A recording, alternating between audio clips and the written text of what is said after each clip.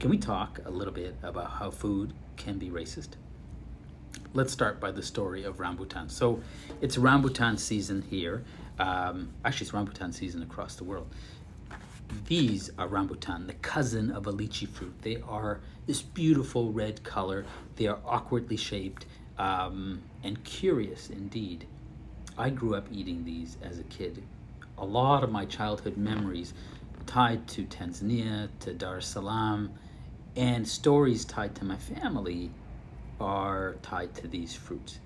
And given that they are hard to find, obviously they're a tropical fruit, got them at a local Asian food market, finding them can produce a lot of memory. They are a unique fruit, just by the way. When you crack them open, crack it open with your teeth, you find a white fleshy center, the texture of a grape, a beautiful light flavor. It's incredible. I love it. But is that me?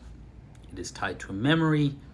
When you want to think about culture, when you want to think about my cultural identity, am I tied to a rambutan? Or is that rambutan equally as important and relevant to me as this Werther'd chocolate-covered caramel? And I'd say both are equal. When we think about people of color, when we think about culture, if we immediately go to food, what we do is stereotype people. We stereotype them, we put them in a box, and we see their cultural experience and their cultural identity from a single lens, and we don't allow that intersecting identity.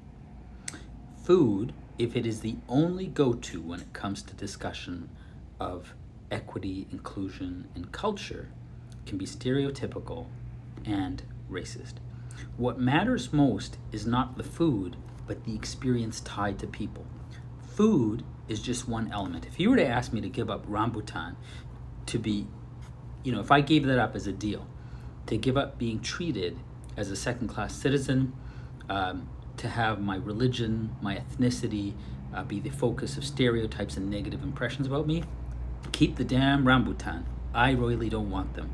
What matters most to me is my worldview.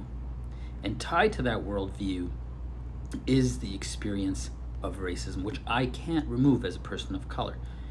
So when we go straight to food and celebrating food, that's very offensive because it minimizes the important things about who I am as a person of color and a Muslim and a person who comes from a non-dominant culture. That's me, Dr. Abdulrehman, about food and racism.